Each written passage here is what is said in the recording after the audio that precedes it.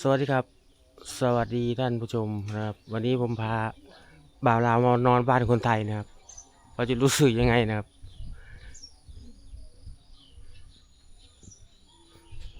โอ้บ่าวต้นเป็นยังไงสวัสดีครับผมสวัสดีครับโอ้นอนได้ไหมอาดีกาศอากาศเย็นดีเนาะอากาศดีอากาศดีอันนี้คือเที่ยงหน้านี่อาจารย์ เถียงนาเที่ยงหน้าเถียงนาก็เหมือนบ้านด้วยนั่นแหละแต่อยู่ในหน้าเนาะแมนอยู่ในนาอยู่ทงอยู่ทาถือว่าบ่ธรรมดาเลยอาจารย์ผู้ใหญ่บ้านเปิดเพลงเปิดอันนี้ผู้ใหญ่บ้านเปิดบ่แมนผู้ใหญ่เปิดเพลงเปิดข่าวสารอันนี้ที่ทำการผู้ใหญ่บ้านบ่พูดทางหน้าโอ้นอนบ้านคนไทยนอนยังได้ก็ได้เนาะสะดวกสบายสบายได้นอนนี่ในคืนนี้เย็นบ่อากาศหนาวเลยแหละขอว่าหนาวเลยแหละต้นโป่งผาอย่างดีเลยคือสะดวกสบายเนาะน้ำมีน้ำประปามีในหอดพี่หอดมาหมดมาหอดหมดแล้วสมมุติว่าเฮาเฮ็ดเที่ยงหน้านี่เฮาจะเข้าไฟกับไปบอกเพิ่นมาเข้าบ่ไปติดต่อแม่นเอาซื้อหมอให้เขาให้ฟ้าเขามาหมอแปลงมาให้โอ้เรื่องสายไฟเฮาก็ต่อเขามาเองสายไฟเฮาเข้ามาเองบ่เฮาก็ซื้อทั้งหมอแปลงทั้งสายไฟแล้วเขามาเองแต่คันต้องแจ้งทางการไฟฟ้าเขาค่อยให้มาเขาสิมาต่อใส่หมอแปลงให้เขาจะค่อยต่อไฟเข้าบ้านเฮาให้สร้างเขาดึงไฟเขาแล้วป้านี่ดิป้าเฮาก็เฮ็ดเอาเองนี่แหละซื้อท่อมาต่อใส่ต่อมาแต่พุ่นเขาต่อมาแล้วเด้ก็ต่อมาถนนนี้แม่นถนนยาวไปฮอดพุ่นวันนี้ถนนคนกินบ่ต่อเลาะไปพุ่นแม่นแล้วเฮาก็ต่อเข้ามาเองเฮาก็ต่อเขามาเองเอา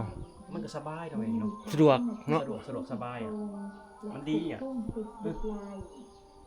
บ่าวลาวได้มานอนที่ศรีสะเกษเนาะครั้งแรกในชีวิตมาอะไรก็อยากมาอีกได้นี่อยากมาอีกปีใหม่บ่สิปีใหม่นะจะมาอีกปีใหม่เต้นมากลางเนาะมันบรรยากาศมันดีเนาะมันบ่ได้แห้งแล้งนะทุกคนบ่ได้แห้งแล้งคือประเทศลาวนะคือประเทศลาวนี่ช่วงนี้เป็นช่วงเดือนหามันสิแห้งแล้งหญ้ามันสิแดงมันสิตายหมดนะแต่ว่าอันนี้คืออุดมสมบูรณ์อยู่นะเนาะอุดมสมบูรณ์นะคนที่อุดมสมบูรณ์นะออกมานี่นะปฏิประมาณนี้เนาะทั้งหน้าทั้งยังคือว่ายังอุดมสมบูรณ์ได้นี่ย้ำเฮาฮอดเฮาก็ลงสร้างอันนี้จังสร้างไฟสร้างไหนหน่วยนะซะไอ้คนอยู่ในบ้านเลยโอ้สร้างหน่วยนั่นน้ำลายแล้วปลาใหญ่อีสานขุดโอ้ยนี่หลายสายด้วยนั่นอันนี้ของขยะเขาเอ่ยดิบ่นี่อันนี้จริงๆล่ะเป็นที่ของอันนี้ล่ะของพ่อของแม่น่ะแต่ว่าเพิ่นขายให้บัดนี้เฮาสิซื้อคืนมันบ่ขายนี่ตัวนี้แม่นโอ้แต่ของเฮานี่ข้างไผนี่มานี่ข้างหน้าข้างหน้าไปหั่นทางหน้าแม่ของเขาหมดข้างหน้าพุ่นน่ะแม่นแต่เฮามีทางนี้มานี่แม่นน้องนั้นฟังพุ่นของเฮาโอ้ฝั่งถนนฝั่งนั้นอันนี้ของเขามาฝั่งนี้ของเขามี2ล็อก2ให้นี่โอ้อันนี้แสดงเป็นของเขานี่เนาะแม่นพอซื้อคืนบนบ่ซื้อบ่ขายอุตส่าห์ตกลงกันได้ว่าสิถ้ามีเงินสิพอซื้อคืนเด้อโอ้ยเขาบ่ขายแล้วอาจารย์บ่ขายเลยตกลงกับผู้ใหญ่บ้านพร้อมเด้นี่เนาะบรรยากาศอันนี้รถนี่เป็นราคาเป็นล้านบ่อาจารย์เป็นล้านเป็นล้านบ่รถเกี่ยวยามเกี่ยวเขาเพิ่นไปรับจ้างบ่แม่นเพิ่นสิไปทางอุบลพุ่นเลยไปรับจ้างทางอุบลครับมาทางบ้านเฮาเพราะว่าทางอุบลเขาเกี่ยวก่อนเขาสิเกี่ยวก่อนบ้านเฮาเดือนนึงเกี่ยวทางอุบลแล้วมาเกี่ยวทางบ้านเฮาต่ออีกบัดนี้บ่มีเวลาหรอกสะดวกสบายทุกคนเลยนอนประเทศไทยนี่เนาะคือแบบบ่มีไผมาตรวจมายังเฮานี่ทุกคนที่ประเทศที่เขาพัฒนาเขาเกี่ยวระบบเขาสิดีแบบนี้เนาะระบบเขาสิดีแบบนี้แล้วก็ฮู้แล้วว่าคนลาวมานอนเขาสิเป็นอีหยังเขาบ่ได้มากวนบ่ได้มาถามคือระบบเขามันดีแล้วประเทศที่เขาพัฒนาเขาสิบ่สอเรื่องของแบบนี้แม่นน้องเรื่องตรวจคนตรวจยังมันต้อง ให้ตมเป็นคนตรวจตมเป็นคนตรวจเข้ามาในประเทศแล้วก็คือสะดวกสบายถ้าเฮาบ่กินเหล้าทะเลาะวิวาทอะไรเป็นอยู่สบายอ่ะ บ่มีเรื่องมีราวครับ บ่มีเรื่องมีราวก็คือบ่มีไผมาวุ่นวายกับเฮาอ่ะ พอจะให้ทำถูกเนาะ แม่นสบายแฮงทุกคน ยามดำหน้านี่ปลาสิหน่วยนั้นสิออกมาปลาลงมาพี่เมิดลงมาหน้าทั้งนี่แดนเขาทั้งแถวนี่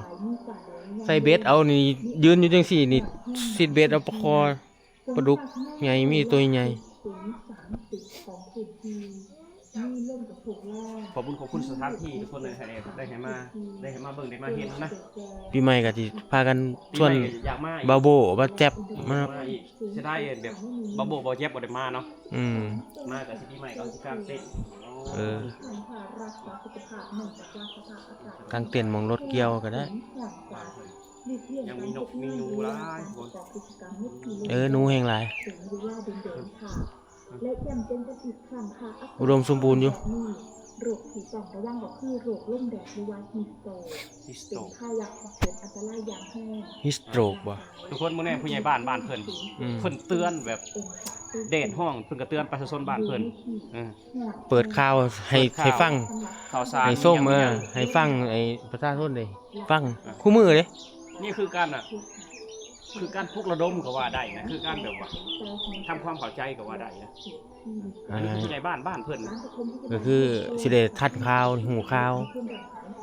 ว่ามีหยังเกิดขึ้น ถามว่ามี ไซเดนคาเมนนี่ก็ต้องข้าวเลยบ่นี่ แม่นปกติแต่ว่า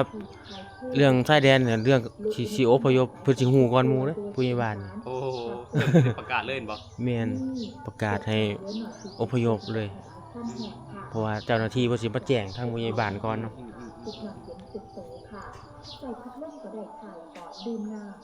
มื้อนี้ทุกคน อันนี้คือผู้ใหญ่บ้านประเทศไทยนะทุกคน ความรู้ความสามารถก็สิแตกต่างนะทุกคน อาการที่ควรสังเกตคันเป็นโรคลม ให้ แดด เป็นส่งข่าว เร็วหายใจเร็ว เปิดข่าวให้ลูกบ้านได้ฟังกันได้ฮู้เรื่องนะ ว่ามีหยังเกิดขึ้นในประจำวันแต่ละจังหวัดเฮาต้องระวังอีหยังแหน่โรคภัยไข้เจ็บอีหยังมาจังซี่นะมันก็ได้มานอนอยู่นี่เนาะครั้งแรกครับของบ่าวลาว แม่น มานอนบ้านคนไทยศรีสะเกษน่ะบ้านผมนี่แหละบรรยากาศดีพุ่นว่ะ เพิ่นบ่มีคนอยู่แต่เพิ่นสร้างตลอดบ่หยุดพัฒนาเนาะจ้ะ แม่นเพิ่น บ่มี ก็ คนอยู่อะอยู่บ้านบ่มีคนอยู่ก็มาสร้างอยู่เลย สร้างไว้ให้พี่ให้น้อง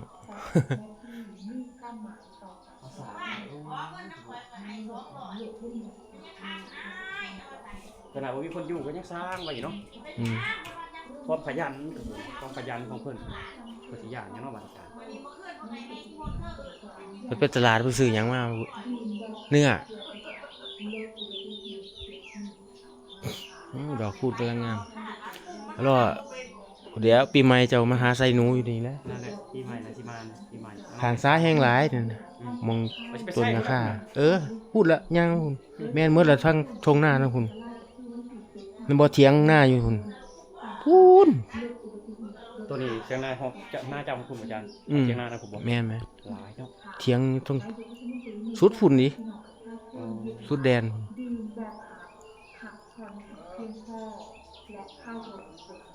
จังว่าต้นไม้ต้นไรเขาก็ปลูกไว้ในกระแท่หน้าไว้มันถ้าเบิ่งมันแบบยามเป็นโฮมเป็นหยังในรถ